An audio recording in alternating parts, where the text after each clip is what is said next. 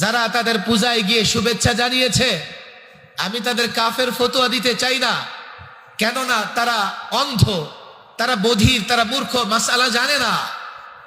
আমি আমার ধর্ম পালন করছি, তারা তাদেরটা পালন করুক, কিন্তু ঈমান অবস্থায় কোন মুসলমান অমুসলিমদের কোন শিরিকি কাজে শুভেচ্ছা জানাতে পারে না, ডোনেশন করতে পারে না, তাদেরকে মোবারকবাদ জানাতে পারে না, তাদেরকে ধন্যবাদ জানাতে পারে না। যদি জানায়, সে তার নিজের ঈমানের সীমারেখায় থাকবে না, ঈমানের সীমারেখা থেকে বের হয়ে বেঈমান হয়ে যাবে। যারা তাদের পূজায় গিয়ে শুভেচ্ছা জানিয়েছে, আমি তাদের কাফের ফতোয়া দিতে চাই না, কেননা তারা অন্ধ, তারা বধির, তারা মূর্খ, মাসআলা জানে না। যদি জেনে বুঝে কেউ শুভেচ্ছা জানায়, তার ঈমান থাকবে না। উলামায়ে কেরাম এখানে আসে, কোন কাজে শুভেচ্ছা জানানো মানে সেই কাজে সন্তুষ্টি প্রকাশ করা, সেই কাজে খুশি হওয়া। আর কোথাও শিরিক হবে, আল্লাহ তাবারক ওয়া তাআলার বদলায় অন্য কারো পূজা করা হবে, এতে কখনো কোনো মুসলমান সন্তুষ্ট হতে পারে না। এর মানে এও নয় যে আপনারা যাবেন তাদের বাড়িতে আক্রমণ করবেন, নো। তাদের উপাসনালয়ে আক্রমণ করবেন, এমন নয়, এটা করা যাবে না। ইসলাম এ কথা বলে না যে কোনো অমুসলিমদের বাড়িঘরে আক্রমণ করো, কোনো অমুসলিমদের উপাসনালয়ে আক্রমণ করো।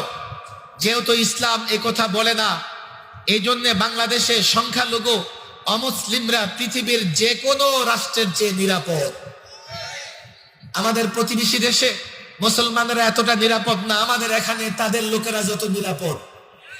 কাল যদি পূর্ণাঙ্গ ইসলাম প্রতিষ্ঠা হয়, তাদের আরো বেশি নিরাপত্তা হবে, তারা আরো বেশি নিরাপদে থাকবে। সুতরাং ইসলামের কথা বললে তাদের ভয়ের কোনো কারণ নাই।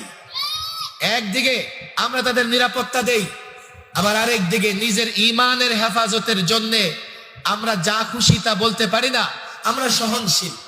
উলামায়ে কেরাম, ছাত্র জনতা ভালো করে বুঝেন, শুধু এই বক্তৃতাটা না বুঝবার কারণে অনেক রাজনীতিবিদ এই 4-5 দিনে ঈমান হারিয়ে ফেলছে।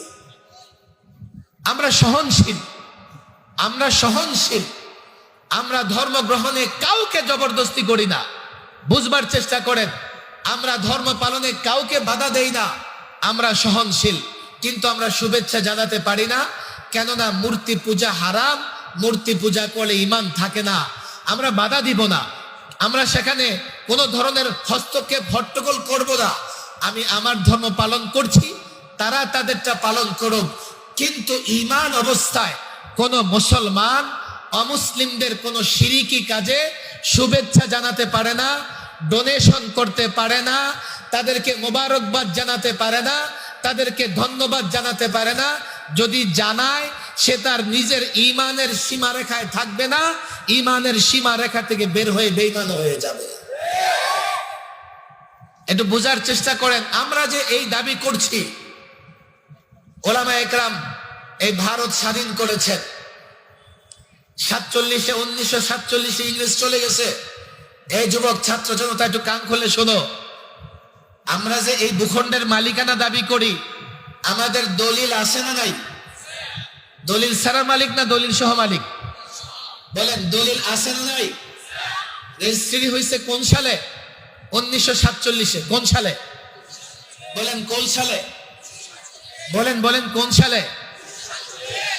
অনেকে শুধু 24 বলে, 24 হলাম আমরা। কথা ঠিক না বেঠিক? 71 আমাদের বাবাদের প্রজন্ম, কথা ঠিক না বেঠিক? 47 আমার আপনার দাদাদের প্রজন্ম।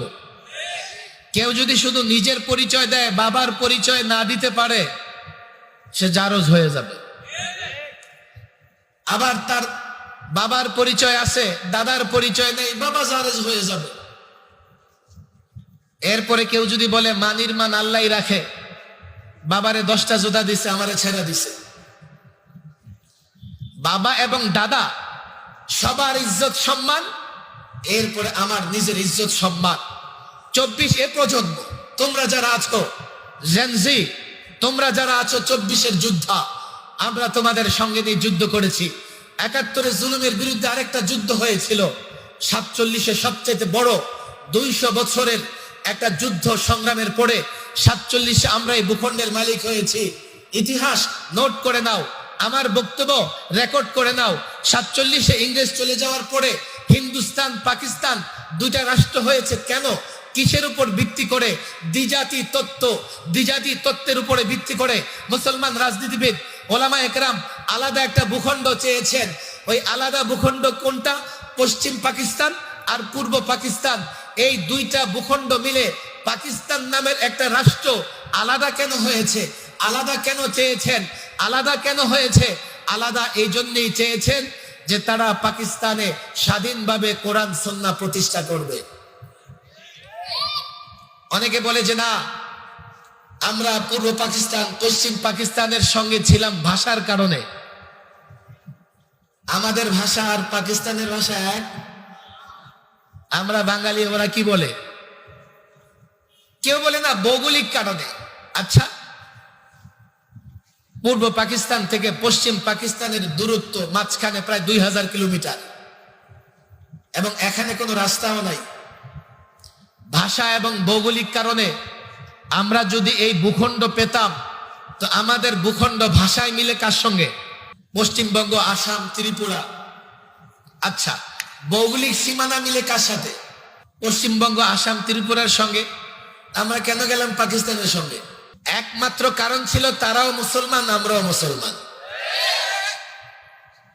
তাহলে ভূখণ্ড পেয়েছি ইসলামের কারণে। শোনো, ইসলাম প্রতিষ্ঠা করব বলে ওলামা একরাম আলাদা একটা ভূখণ্ড চেয়েছে, যার জন্য 47 এই পূর্ব পাকিস্তানে স্বাধীনতার পতাকা উত্তোলন করেছিলেন একজন আলেম, ইলাউস সুনানের মুরাত্তিব, লেখক, সংকলক মাওলানা জফর আহমদ উসমানী। পশ্চিম পাকিস্তানে স্বাধীনতার পতাকা উত্তোলন করেছিলেন আরেকজন আলেম, মাওলানা শাব্বির আহমদ উসমানী।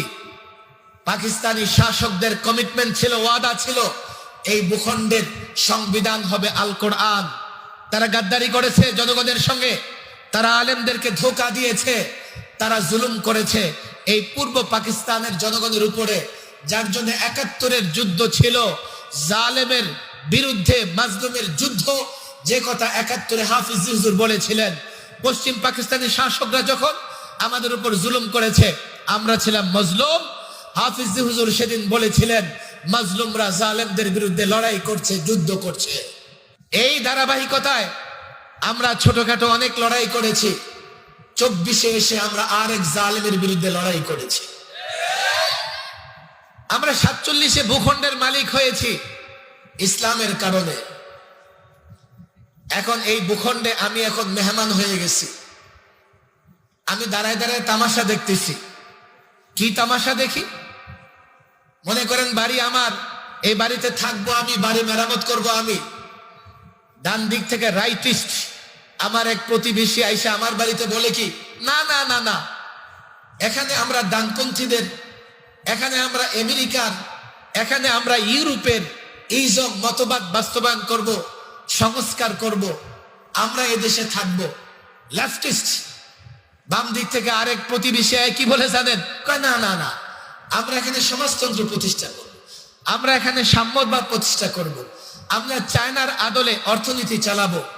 আর আমি এই বাড়ির মালিক, ভূখণ্ডের মালিক, দাঁড়ায় দাঁড়ায় তামাশা দেখতেছি।